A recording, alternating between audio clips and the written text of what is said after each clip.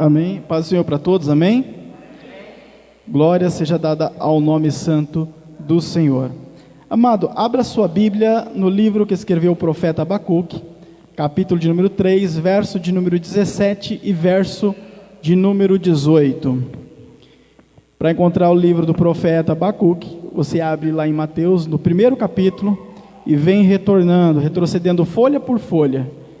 Aí você vai passar pelo livro de Malaquias, Zacarias, Ageu, Sofonias. Aí você vai encontrar o profeta Abacuque. Então, para achar os profetas menores, essa maneira é mais fácil. Abacuque, capítulo de número 3, verso 17 e verso de número 18.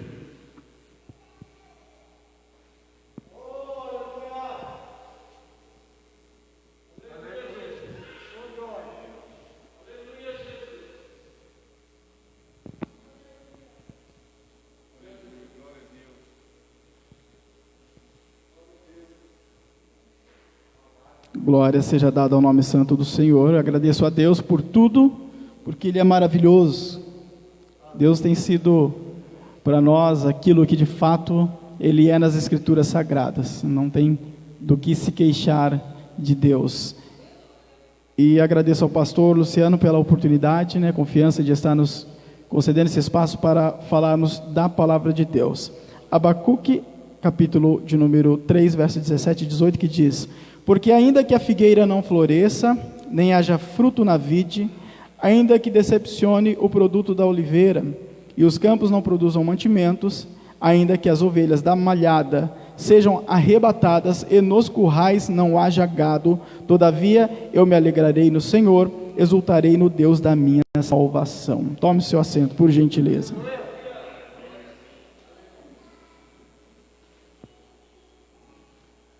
Amados, queria colocar por tema nesta mensagem, acho que até uma mensagem bem oportuna para os nossos dias. Eu queria colocar como tema: será que nós podemos nos alegrar no Senhor? É uma pergunta. Será que nós podemos nos alegrar em Deus? Talvez uma resposta automática da sua parte, da minha parte, é que sim, podemos nos alegrar em Deus. Mas será que nós podemos nos alegrar em Deus quando as coisas de fato apertarem, quando nós estivermos no nosso limite da dor, do sofrimento e da dificuldade? Será que aí nós podemos nos alegrar ao Senhor? Amados, o livro do profeta Abacuque, ele foi escrito em uma época onde o reino de Israel já havia sido dividido. Sabemos que Saul, Davi e Salomão, eles reinaram sobre todo o Israel. Mas depois da morte de Salomão, Roboão, seu filho, começou a reinar em seu lugar. O Salomão tinha colocado um jugo sobre o povo, um imposto que era muito pesado. Funcionou até então, mas agora estava se tornando um pouco pesado. Então o povo se reuniu e foi até Roboão, filho de Salomão. Salomão já havia falecido, pedindo para que Roboão aliviasse o povo daquele jugo, daquele imposto. Então Roboão, ele pediu conselho para os anciãos e posteriormente para os jovens que viviam na sua época, e deu depois uma resposta para o povo de Israel, dizendo: o meu dedo mindinho, ele é mais grosso que o lombo de meu pai, e se ele vos castigou com açoites, eu vos castigarei com escorpiões. E aumentou o jugo de sobre o povo. Então o povo ficou irado, ficou enraivecido, e decidiram não mais seguir a Roboão como rei, e escolheram outro rei para si, colocaram a Jeroboão como rei. Então houve a divisão do reino de Israel. Existia agora 10 tribos seguindo o rei Jeroboão, e apenas 2 tribos seguindo o rei Roboão. Tinha então agora o reino do norte e o reino do sul. Tanto Jeroboão como Roboão foram maus reis, fizeram o que era mal aos olhos do Senhor, empreenderam coisas ruins, praticaram toda sorte de abominação contra Deus, viveram uma vida de pecado. Outros reis que vieram depois de Jeroboão, tanto dentro do reino do norte como no reino do sul, tanto no reino de Israel como no reino de Judá, praticaram também toda a sorte de pecados. Um ou outro que se levantou, tentou viver uma vida com Deus e conduzir o povo até Deus, mas foram poucos. Na sua maioria, os reis viveram uma vida desordenadamente, espiritualmente falando, contra a vontade de Deus, contra a vontade do Senhor. Um rei, Manassés, por exemplo, ele sacrificou seu filho em sacrifício, matou seu filho em sacrifício para o deus Moloque. Então esses tipos de pecados para eles era uma coisa natural e para eles faziam bem. Todos os reis que vieram, na sua maioria, não generalizando como eu disse, praticaram toda sorte de abominação e pecado contra o Senhor. Chegou uma época, uma ocasião, em que para Deus já existia um basta. Na época existiam os reinados que eram os reinados mais fortes, que era o Egito, a Babilônia, que estava crescendo sob o comando de um rei chamado Nabopolassar, e a Síria. A Síria era o reino mais forte da época. O Império Assírio era muito potente. Então a Síria decidiu entrar em Israel e batalhar contra Israel. Deus usou da Síria como vara de disciplina contra o povo israelita, contra o reino do norte. Então o povo assírio entrou ali, o exército assírio entrou em Israel, passou ao fio da espada os jovens, o exército, todos aqueles que se colocaram diante deles. Mas o cativeiro da Síria ocorreu ali em Israel, não somente em uma etapa, mas em 3 etapas diferentes, com 3 reis diferentes. Houve um cativeiro conhecido na história como o cativeiro assírio. Eles adentraram em Israel e levaram cativo o povo de Israel. Quando se levantou outro rei assírio, fez a mesma coisa, e no terceiro rei assírio, a mesma coisa. Na terceira vez, Samaria já tinha caído, o reino estava totalmente destruído, estava devastado, não era mais um reino, era monturos, era escombros, a pobreza, a miséria já se fazia presente dentro do reino de Israel. E Judá, olhando para tudo isso, eles não obtiveram aquele acontecimento com Israel como exemplo para eles viverem a vontade do Senhor. Antes continuaram praticando a maldade. Nabopolassar, rei da Babilônia, veio a falecer. Nabucodonosor, seu filho, tomou conta da Babilônia. Então Nabucodonosor, pegando já uma grande potência que estava crescendo cada vez mais, decidiu abranger mais o seu reino. Decidiu ocupar mais espaços, conquistar mais reinados. E eles se levantaram contra quem? Contra a Síria, que até então era a potência mundial na época. Se levantaram contra a Síria.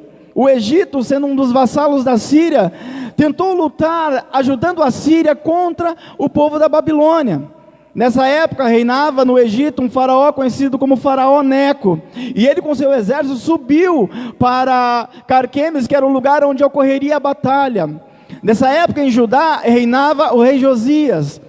Josias, reinando ali, decidiu lutar contra o Egito, que estava subindo para ajudar a Síria. Foi nesta ocasião que o rei Josias veio a falecer, ele morreu, porque ele não aguentou na batalha. O exército de Judá veio a sofrer uma grande derrota. Então o povo egito, o exército egípcio que venceu Josias, continuou indo rumo a Carquemes, onde eles iam se juntar com a Síria para lutar contra a Babilônia.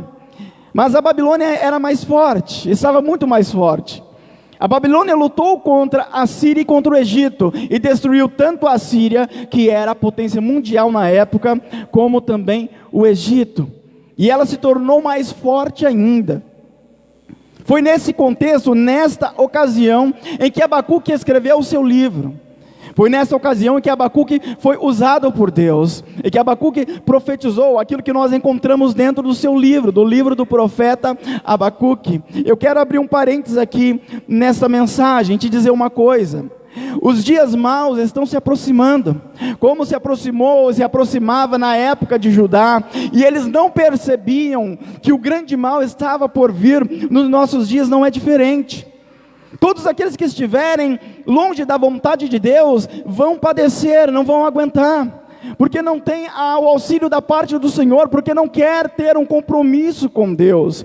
Mas todos nós que estivermos firmes no propósito de Deus, o Senhor Deus nos dará vitória, aleluias. 1000 cairá ao teu lado, 10.000 à tua direita, mas você não será atingido, porque o Senhor Deus é aquele que tem compromisso conosco, quando temos compromisso com Ele. Ainda que o mal se levante, nós permanecemos de pé, porque estamos firmados na palavra e na vontade de Deus, aleluia. glória a Deus. Louvado seja o Senhor Jesus, aleluias. Josias havia morrido. O exército de Judá havia sido destruído pelo Egito. O Egito e a Síria havia sido destruído posteriormente pela Babilônia. Nessa época, então, Joaquim começou a reinar em Judá. E Abacuque começou a ser usado por Deus para escrever este livro. Abacuque é um profeta interessante, amados. Diferente de todos os profetas que existiram em sua época, ou em épocas posteriores, já que Abacuque ele é contemporâneo de Jeremias.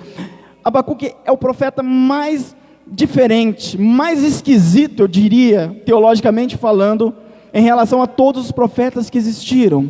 A palavra Abacuque significa abraço. Ele não aparece em nenhuma parte do Antigo Testamento, nem em uma parte do Novo Testamento.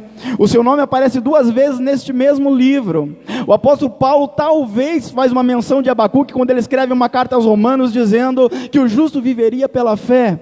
Não se sabe nada sobre Abacuque.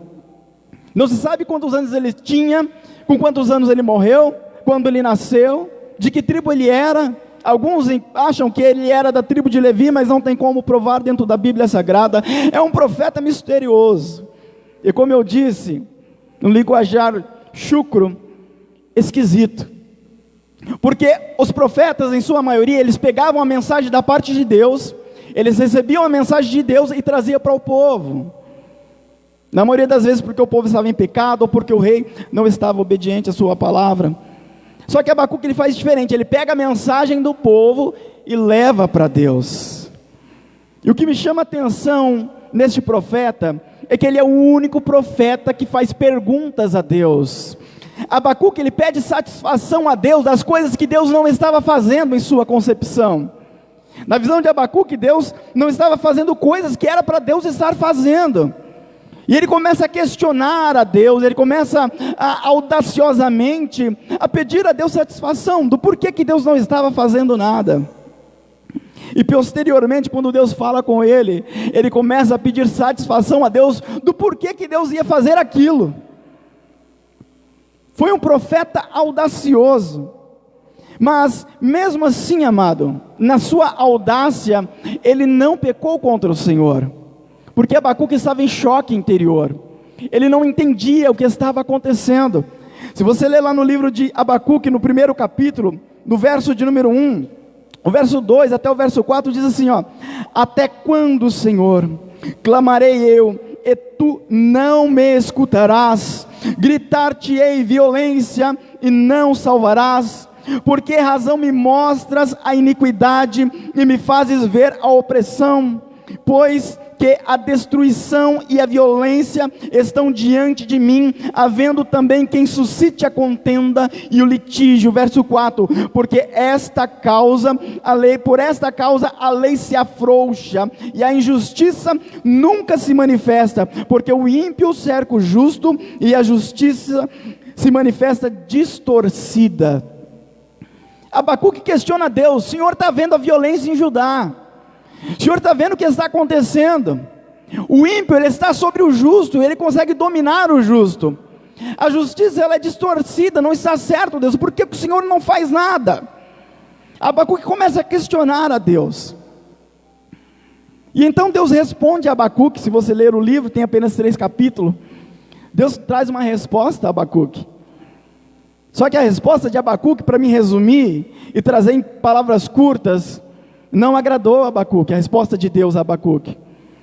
Abacuque questiona a Deus do porquê que as coisas estavam ruins e Deus não faz nada. E Deus respondeu para Abacuque, vamos resumir: Abacuque, está ruim, mas ainda vai ficar pior.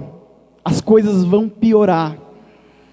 E Deus mostra para Abacuque que um exército, um povo ímpio, iria ser usado como vara de disciplina contra Judá.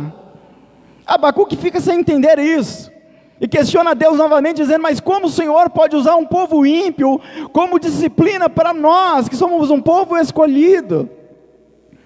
Então o Senhor Deus, Ele traz a Abacuque a revelação, e mostra que, na verdade, não só Judá seria disciplinada, como o povo da Babilônia, o exército babilônico, Nabucodonosor, também seria subjugado por causa de sua ação, de sua atitude, já que a Babilônia, o povo babilônico, o exército da Babilônia, era um povo sanguinário, era um povo truculento, cheio de amargura, cheio de violência.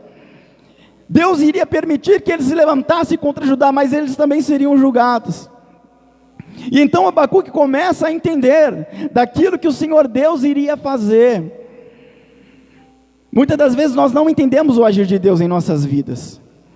Às vezes passamos por situações em que nós olhamos para Deus e falamos: por que isso? Por que eu estou vivendo e passando isso, Deus? Mas para tudo existe um porquê. Deus tem os seus propósitos. E os propósitos de Deus, amados, ele não pode ser desfeito.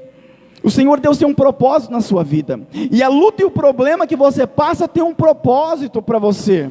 E o Senhor Deus, Ele não vai te deixar afundar nessa luta, nessa dificuldade. Como está escrito: se passares pelo fogo, Ele não te queimarás. Se passares pelas águas, elas não te submergirás. O Senhor Deus é aquele que toma-nos pela mão direita e nos diz: não temas, porque eu te ajudo. Deus está a trabalhar em minha vida e em sua vida. Glória a Deus. Oh, glória a Deus, aleluia. Aleluia.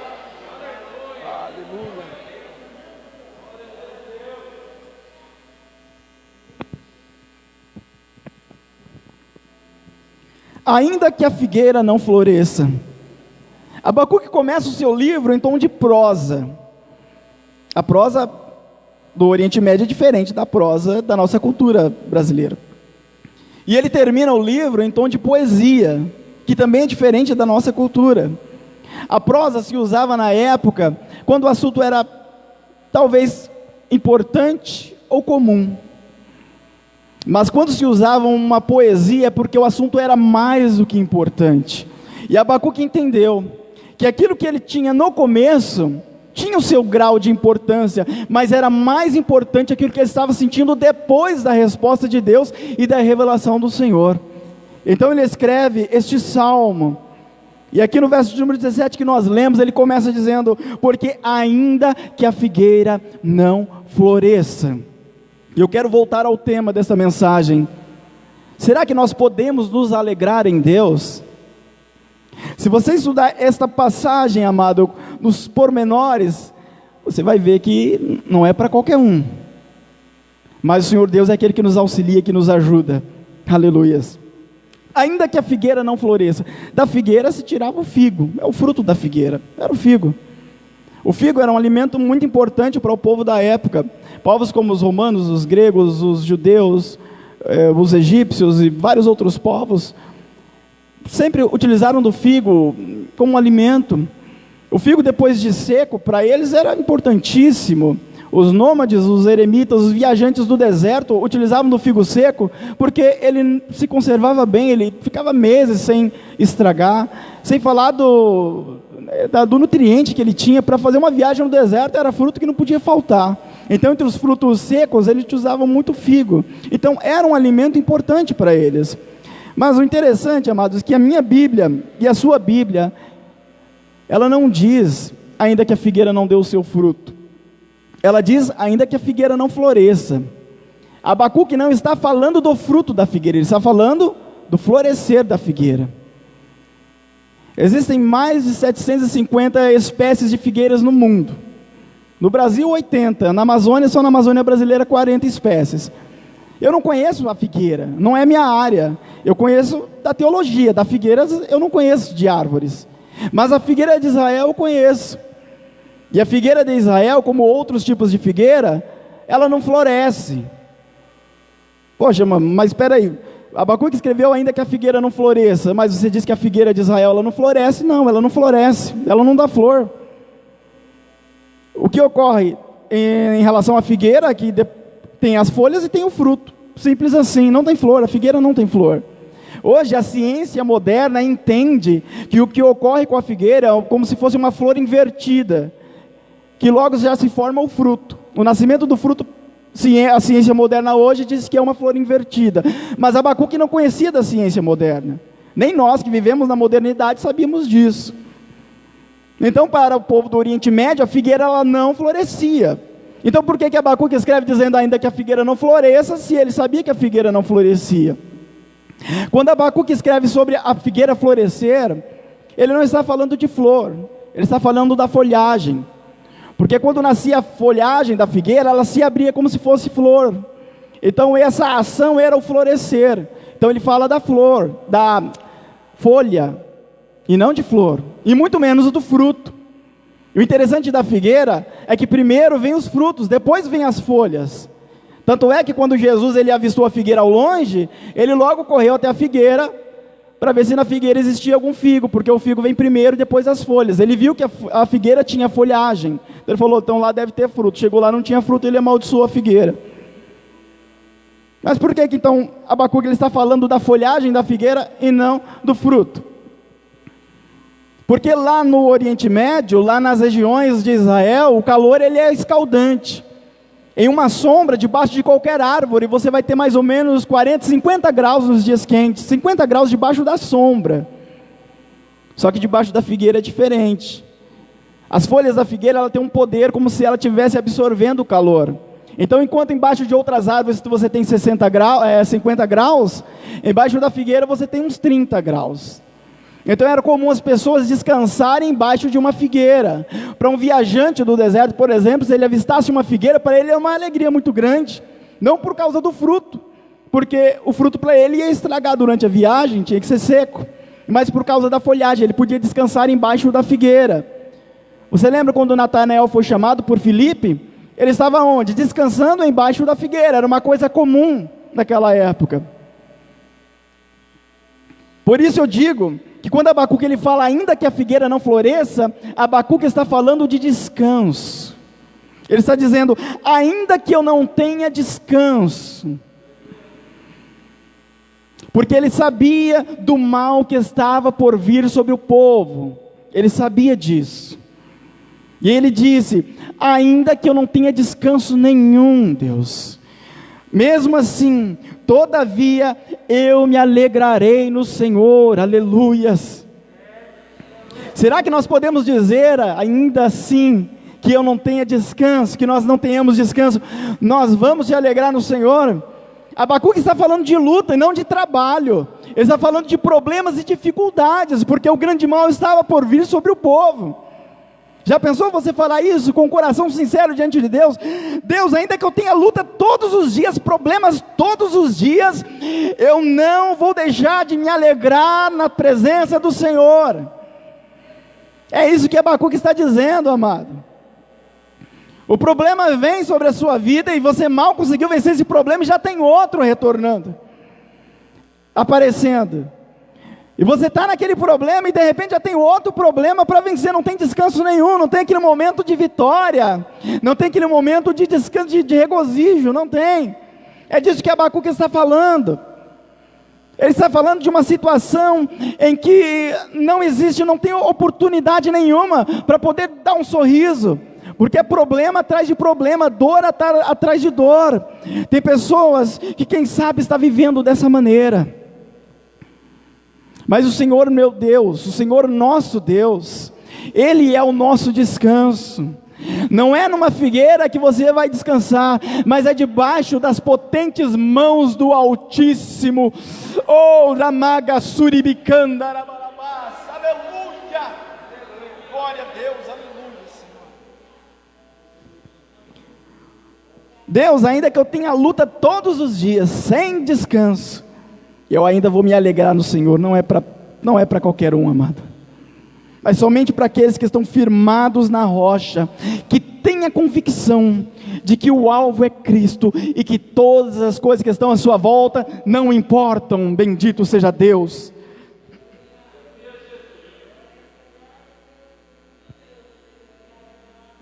Ainda que a figueira não floresça, e nem haja fruto na vide,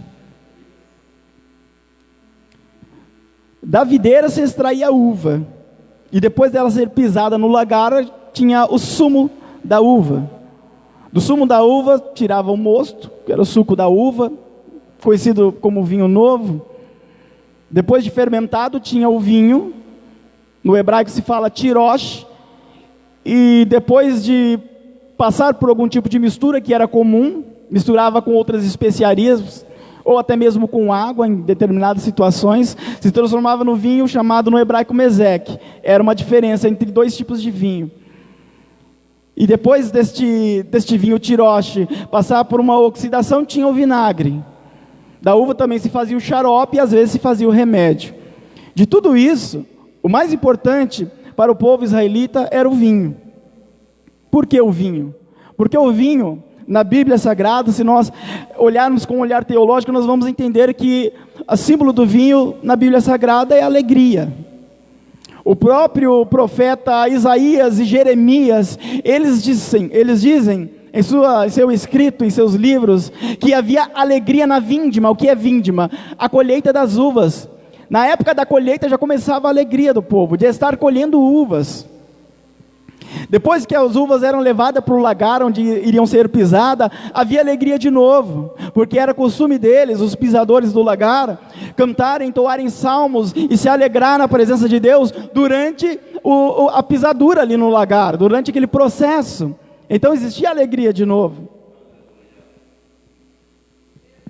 E depois que tinha o vinho, tinha de novo alegria, que era o que? Em reuniões festivas. Então, dentro da cultura judaica, todas as reuniões festivas tinha vinho, não podia faltar o vinho. Se não tivesse vinho, não tinha festa. Era a cultura deles, era assim que funcionava. Tanto é que quando Jesus estava lá no casamento em Caná da Galileia, faltou vinho, a mãe de Jesus foi ter com ele, porque todos ficaram apavorados, acabou o vinho. E para a época, acabar o vinho numa festa era um motivo de vergonha muito grande. Acabou o vinho, acabou a festa, era todo mundo para casa, é assim que funcionava. Não podia faltar vinho em uma festa. Vai fazer uma festa, tem que ter vinho. Não tem vinho, então não tem festa, não tinha alegria. Então quando Abacuque diz, ainda que não haja fruto na vide, nós podemos entender que Abacuque está falando de alegria. Ou seja, ainda que não tenha motivo algum para se alegrar na tua presença, Deus, todavia eu me alegrarei no Senhor, aleluia.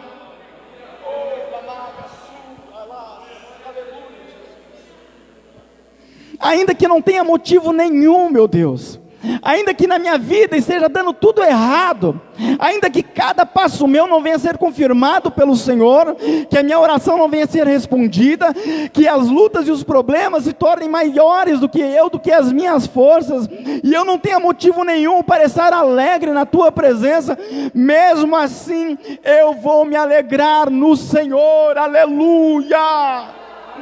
Glória a Deus, aleluia. Muitas das vezes não temos motivos para se alegrar, não temos. Isso é propósito de Deus, mas isso não significa que Deus não está com você, porque Deus estava com Abacuque, ali ainda estava Daniel, ali ainda estava Ezequiel, estava Jeremias, estava Mesaque, Abidnego, Sadraque, que era Misael, Azarias, Ananias. Existiam homens ali que ainda buscavam a Deus e viviam a vontade do Senhor. Todos eles iam passar por aquilo que viria sobre o povo, mas Deus livraria cada um deles. Nós vemos isso na história de Daniel, na história de Sadraque, Mesaque e Abidnego. Deus deu livramento porque estavam firmados na vontade do Senhor, aleluias. E mesmo que o Senhor Deus, Ele ainda provasse ainda mais, a ponto deles ser mortos e martirizados, amado, o reino dessa terra e todas as coisas que cercavam eles, iriam se passar, mas existia uma glória celestial preparada para eles, esperando eles, um reino e uma riqueza, aonde o mal não pode tocar, aonde não pode ser roubado. O galardão está preparado para a minha vida e para a sua vida. Alaga, sureca, aleluia. Oh, glória a Deus, aleluia, Jesus. Aleluias. Não dá tempo, amado, de eu terminar esta mensagem hoje. Coloque-se de pé nesse momento, em nome de Jesus.